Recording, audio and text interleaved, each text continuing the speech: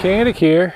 We were outside the shop today on a beautiful day, and I figured I would film a video on my Jeep. Now this Jeep's made some cameo appearances in some of my other videos, but I figured it's about time to show you guys all about it.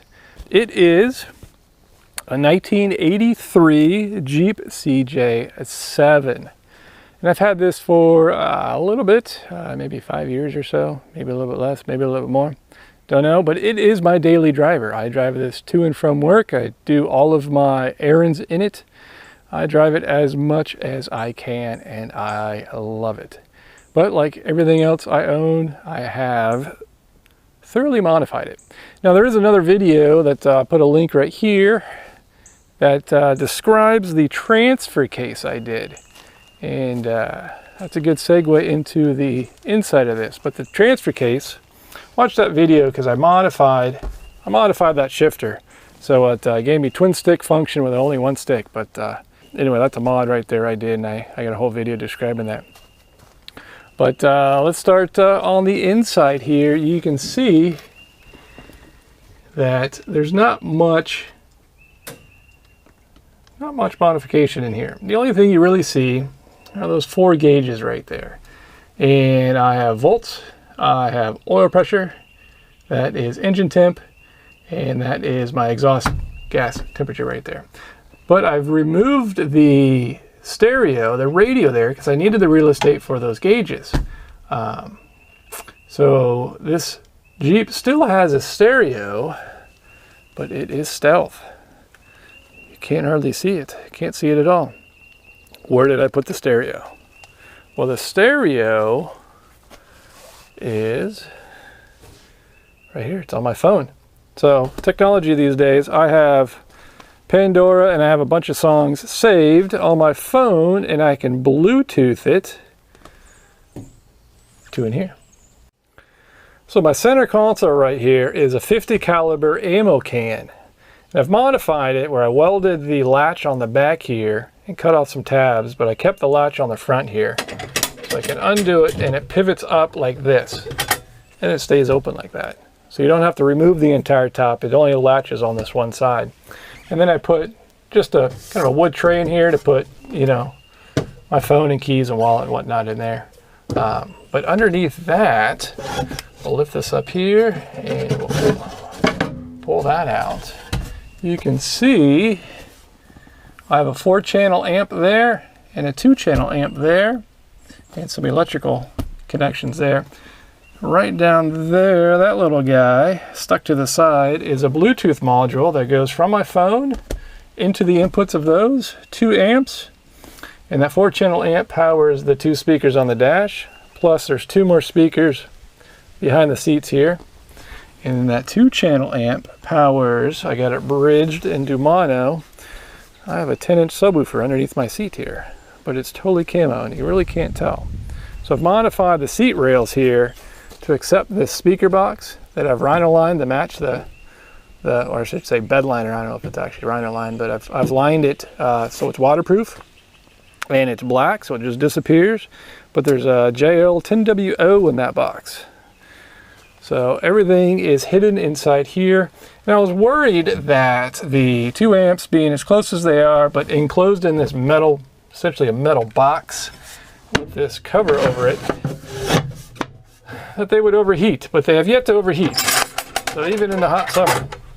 So that works pretty good. I can control the songs, I can control the volume and everything just on my phone.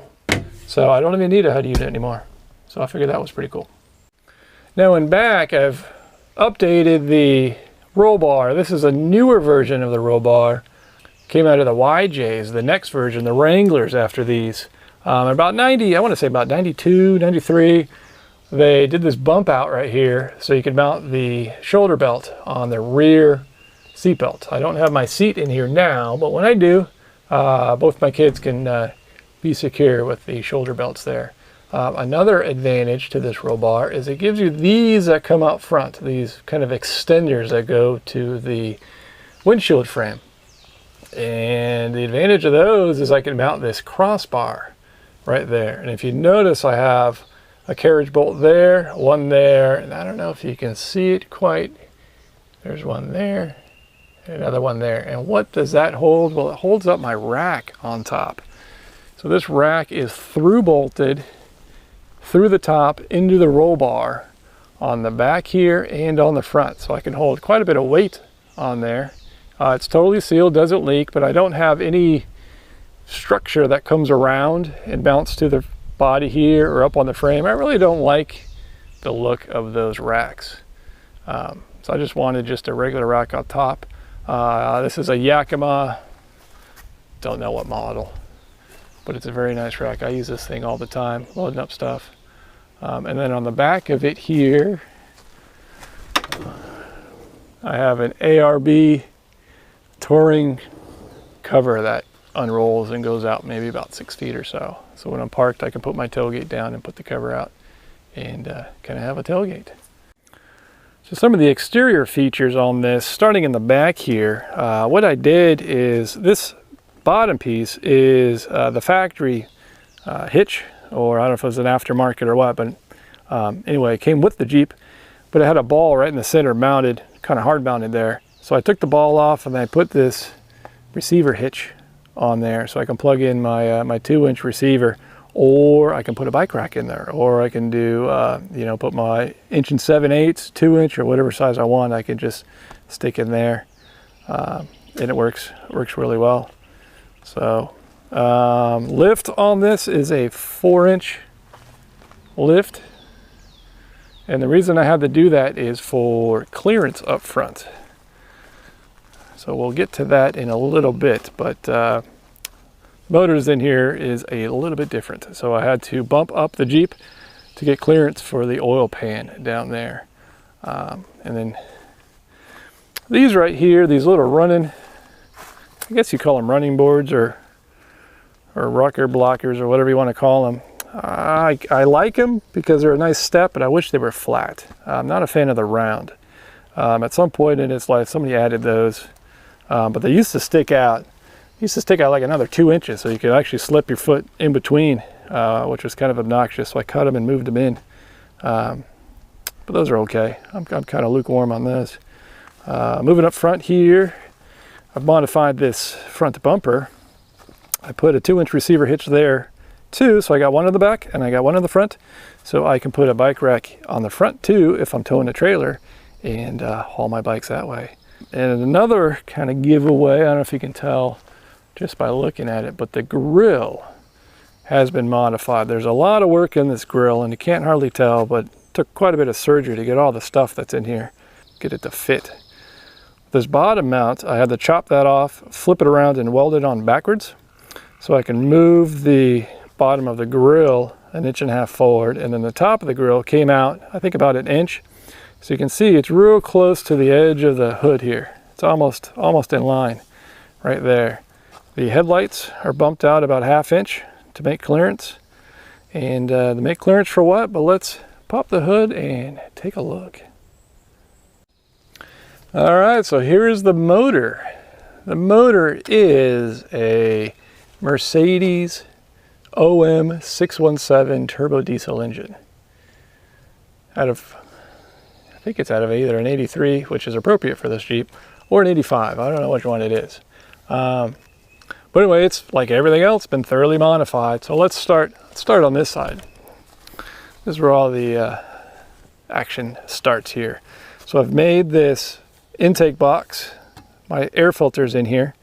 And this cable right here, this is a diesel runaway preventer right there.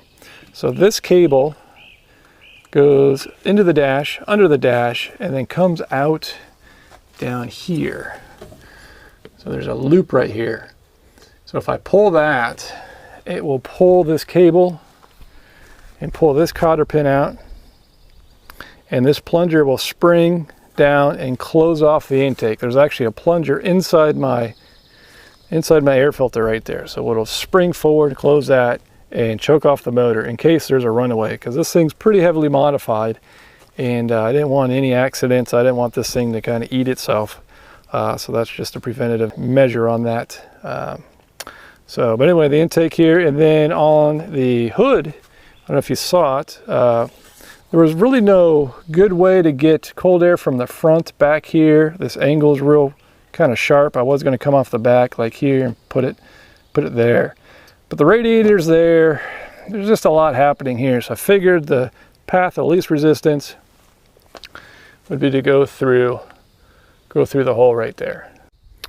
So when the air comes into the air box, obviously it goes through a filter, but I have an elbow down to my turbo. Now this is not the stock turbo. You can see it right there. This is an Holset HX30. So a much bigger turbo, a more modern turbo than what originally came on these. I think it was a Garrett T4 that came on these, but I put a bigger turbo on there.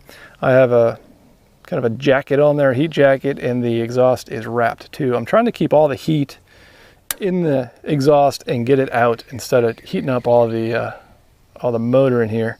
One thing I don't really like about the motor, the next generation, they fixed this, but the intake and the exhaust are on the same side, which I'm really not a fan of, because the intake is above the exhaust, and obviously the exhaust gets really hot, so you're heating up your intake charge, and that's hence all the plumbing here. So after it goes from the turbo, goes through this elbow in here, and then goes to a 3-inch pipe that goes to my intercooler. Intercooler is up front in the front of the grill here. You can see that there. So it takes up this whole space. So the intakes here, and the out, I should say, is right there. That's why the headlights are bumped out, just to make room for all the plumbing that has to fit down in there. And again, that's why the grill is scooted forward, moved forward. To make room for the electric fan right there. So, but anyway, it comes out of the intercooler, comes up this tube, and then goes over there into the intake. You can see it's pretty tight here too with the power steering pump, and I did have to notch 2 holes on either side of the grill to make room for that plumbing there. And some of you have noticed that this intake is off a naturally aspirated OM617 engine, and I use that because I believe, I could be wrong, this longer runner right here, it gets me a little bit more torque kind of before the turbo spools. So right off idle to maybe about 1700 RPM, maybe lower, should get a little bit more torque. The turbo manifold is this hot dog looking thing that goes right over the exhaust right there, which I wasn't really a fan of. But using this also gave me a bigger spot to mount my 3-inch intake. So I cut off the old, I think it was like a 2-inch, bored it out, put a 3-inch tube on there, and then welded it on so I can use my intake hose right there. So anyway, that's the induction side of it. And then the fuel side, this right here is, I believe it's an M pump, a European pump. So when I got this motor, I actually got 2 motors. And one of them came with this pump, and one of them came with American version, which I think is an MW pump. But this is a Dieselmeken Elements, and I got it out from Ben's Force out of Texas. He rebuilt that for me, or updated it, and put the kind of a mild tune on it. And that's where I got the turbo. I got that from him too. So he sold me the turbo, and he sold me the injection pump. And this really woke the motor up. So estimating, I'd say pretty close to 200 horsepower would be my guess. Just kind of seated the pants. But it did lead to some engineering work, some problems I had to solve. The old pump I had, the MW pump, had provisions where you could push this lever and it would shut it off. So you could mechanically shut it off, or you could use the vacuum. And I didn't use the vacuum on that pump. I ran a solid rod from the accelerator pedal to this, and if I pushed the pedal, it would pull the rod and give me, throttle. But then I had another one above it where if I pushed that, it would push forward and it would shut that off. So I just reached there with my toe and shut it off.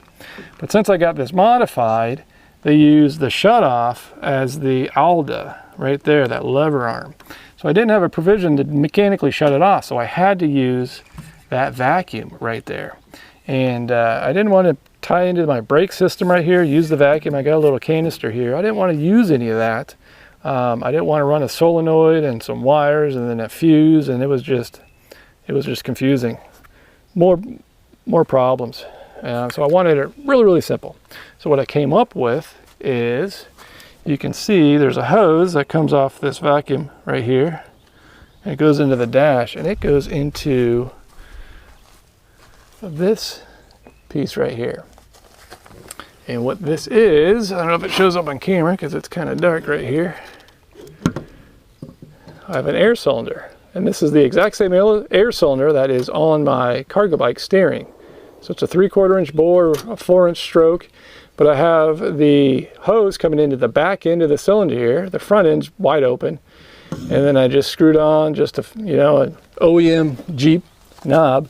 So if I pull this cylinder right there like that, it shuts off the fuel. Totally mechanical. There's no electricity on it. Just stupid simple, and it works, which is good. So anyway, that's how I did that. Now the throttle, I went with a cable instead of that rod. The cable's a little smoother. The rod tended to kind of oscillate. So I made this aluminum bracket that mounts to the valve cover, those 2 bolts, and holds the cable.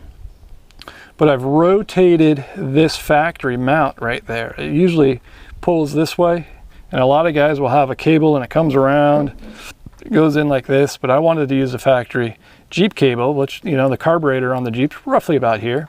So I made this little arm that comes out and then rotated this guy about 90 degrees. So he pulls forward like that for my throttle. And I just kind of mated, a Mercedes fastener right there, kind of a ball and socket, and then welded it to my Jeep cable, and it pulls just like that. Now the brakes I'm using the factory, the stock pump right there. So that's a vacuum pump tucked way down in there, and it comes up through this hose, and I have a little reservoir tank here, and that powers my booster. So I got plenty of brake, and that vacuum pump really works well. So the brakes are good on this. So everything on this is Jeep, and then it's just you get the vacuum from the pump on the Mercedes side. But steering, I use the Mercedes power steering because it already had a bracket and it was already essentially there. So I went down to the local hose guy, and he made me up this hose. So this end is Mercedes, and it goes down and ties into my Jeep Saginaw box down there. So the other side is Jeep. So factory Mercedes pump powering a Jeep power steering box, and it works beautifully. Now as far as sensors on this, there's a couple I have in the head here. So this first one right here is the mechanical sender that sends the temperature to the gauge out here. So it's totally mechanical, which I like, because right now sitting, the Jeep is off and it's reading a temperature, which is cool. So it's reading 180 degrees just sitting here. And then next to that, I had to make a fitting right there, that one. So that's a Mercedes thread. It used to be the temperature sender, and I drilled it out, soldered in on a kind of American thread fitting, and that's a thermal switch, which fires that relay, which turns on my fan. So it's the electric fan triggered by that right there. But there's another sensor I have on here, kind of duplicate, is I'm using the old Jeep. This little guy right here, right there, is the old Jeep temperature sender that I kept, and it goes right in the factory Jeep right here. So my temperature gauge right here. So I have an electronic gauge and I have a mechanical gauge right there, 2 independent systems. In case one crops out, I got another one. So just redundant. But what's cool was the wiring was already there, and I had the sender. I just took it out of the old engine and used it that way. So that works pretty good. But really not a lot of electrical stuff here. There's a lot I took out. Really just need 1 wire to fire this thing up, maybe 2. You have the glow plugs, and then you have the starter wire. But let me show you how I did the glow plugs. So you can see on my dash there is no button or toggle or anything for the glow plugs. So I didn't want to add a bunch of switches. I didn't want to add a bunch of buttons or anything I didn't need. I wanted this to look as stock as possible. And the way I did that is I used a little kind of relay logic. So down there, that is the oil pressure sender to a T, and on the other side right there is an oil pressure switch. So I wired that to that big relay right there. So that's not the starter relay, that's the relay that fires the glow plugs. And that is wired to my brake light. So the logic is if I have no oil pressure and the car is on, the Jeep is on, and I push the brake, it turns on the glow plugs. Once the engine starts, that switch opens, I have oil pressure, now the glow plugs turn off. And it's also a warning, so if I'm driving around and I lose oil pressure and I hit the brake, I wired in my brake light here on the dash, right there. So if I turn the Jeep on, right there, you can hear the fan going on, and then I will hit the brake. If I hit the brake, boom, glow plugs go on. Right there. And I'm just doing that just by hitting the brake. So when the Jeep starts, we'll start it up right now. Make sure I'm in neutral.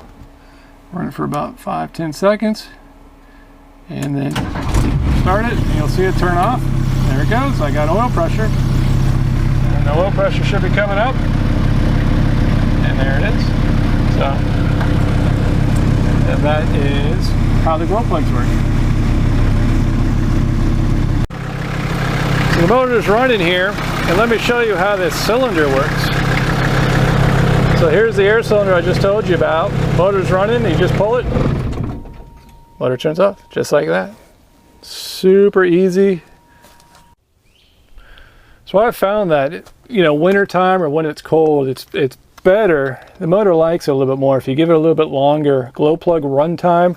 And I found that with my setup, my brake pedal setup, once the motor kicked over, I lost control of the glow plugs. I could no longer turn them on because the switch opened up because I had oil pressure. But I wanted a way to run the glow plugs, but I didn't want another button.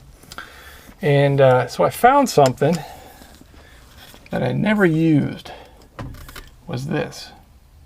And so you can see if I turn the Jeep on here, my windshield wipers work. But what I never used was a little squirter. So I wired this into my glow plugs. So if I push this button here, I can manually turn on the glow plugs just by pushing the wiper button. So kind of stealth, nobody really knows unless I tell them or they watch this video that if you push that, it'll run the glow plugs. And I can push the pedal if I don't have oil pressure and the glow plugs are going again. But I found in the winter that I can hold that button down and run the glow plugs longer, and she runs a little smoother, get a little bit more heat in it. So the cooling I have on this is just an aluminum radiator out of the Summit catalog. But what I did is I measured my opening here. I needed to have one that would fit in this little recess right there, and I needed one with the driver's side upper out, and then a lower passenger in. And I just looked in the Summit catalog and grabbed one of those. And then as far as oil, I'm using the turbo oil filter housing right there, and I've put some braided hoses right there. You can see there's one there, and they go up to a nice big oil cooler here. So this is below the intercooler. I have an oil cooler down there, which I don't know, showing up in camera, but it's right there. So a lot of cooling, a lot of stuff crammed in the grill right here. So I have a radiator, an intercooler, and an oil cooler all located in this grill right here. So, but she stays nice and cool. So let me tell you a little history of how I came to obtain this motor right here. Now I did something that the internet said you couldn't do. I even talked to the guy out in Washington, Mercedes source. Forget his name. Anyway, I emailed him and I said, hey, I have a non-turbo 617, can I turbo it? And he says, no, you cannot. But I did anyway. And so here's what I did. So the whole story, I went to basically the pick and pull, because a guy had a turbo block for 300 bucks. It was out of the car, and I was like, I'm coming to get it. Got there, there's a gigantic hole in the block, the rod's sticking out. It's like, oh man, you know, can't use that. And the guy there says, hey, there's another one in a car, we have to go find it. And we did, but it was a non-turbo engine. So anyway, I picked up both engines for $300, so I had a complete turbo engine with a rod sticking out, which was no good, and a complete non-turbo engine, which was totally fine. So what I did is I took all of the turbo bits. So I took the head, I took the oil filter, and at that time, the turbo and the intake and all that, and put it on the non-turbo block. Now, the non-turbo block has, I think it doesn't have a nitrated crank. The rods, I think, are a little bit different, and it doesn't have oil squirters. But that's it. And I was like, okay, I'll run it until it dies, and then I'll just go buy a complete unit. You know, go find a new one. This will just be proof of concept. But here we are a couple years later, and she is still running and running strong. So can you put a turbo on a non-turbo OM617? The answer is definitely yes. And I am not easy on this motor. I run it, and run it strong, run it hard. And it's still going. So these motors are super, super durable. And even both versions, turbo and non-turbo. So, but what I did with the turbo is I took the head off and I had that head rebuilt. So the head has, I think, bigger exhaust valves and has a sodium-filled exhaust valve. So I did want to run this, and the cam profile is a little bit different. So running the turbo head on the non-turbo block seemed to work good because I get all the airflow and everything I need. But cramming air with this bigger turbo and more fuel with the modified injection pump there really woke it up. And I did rebuild the injectors. I think those are just stock Bosch injectors. I don't think they're any bigger. But this is kind of a Frankenstein motor, but runs good. So what do you say we close up the hood and take her for a spin? See how she does? Let's do that. First. Second. I hope the turbo sound comes through in the microphone, because that's probably my favorite part of the whole build was the turbo. Just hearing the turbo spool. It's super cool. So, right there, starts the spool.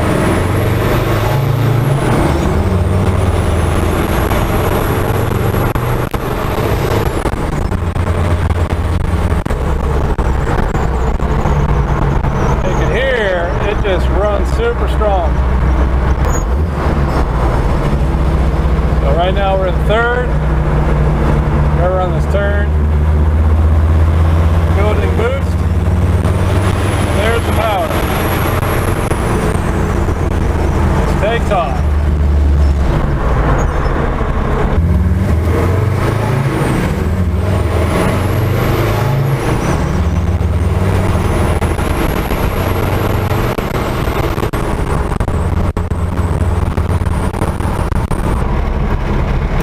So what I found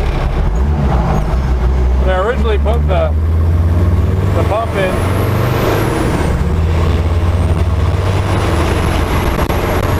and I love that sound. So when I originally put the pump in, it was giving me more fuel, but the little turbo couldn't keep up, and I increased the boost from about 10 pounds to 15 was all I was able to do. But I would roll coal, I just had a lot of black smoke. And you can see here when I take off, you know, it looks pretty clean. There's not a lot of smoke that comes out of it, which is typical for a diesel. But, you know, put your foot into it. She falls.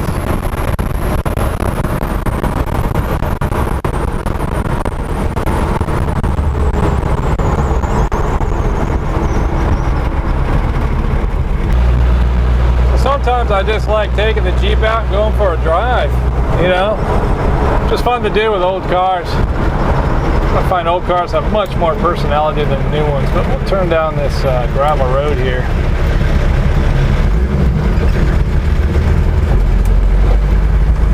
So the toughest part about this whole project was mating the motor to the transmission. And there are some outfits that sell kits, adapter plates, and flywheels and all that. I wasn't really impressed with the build quality from some of the pictures I saw. So I went ahead and did my own. And the way I did it was essentially just built my own bell housing instead of doing an adapter plate. Because the front of the T4 transmission, the bell housing comes off. So it's just basically a flat pattern like that. So I'll show you some pictures here, but I just basically built a bell housing and machined a custom flywheel that bolted to the motor, but it would accept the Jeep clutch. And that's how I did it. Well, I hope you like this video of my 83 CJ7 with a turbo diesel. Leave a comment if you want to see more of this type of thing or more information on what I've done here. I've kind of just tried to do a general overview on what I have here. But anyway, I hope you like this video, and thank you for watching.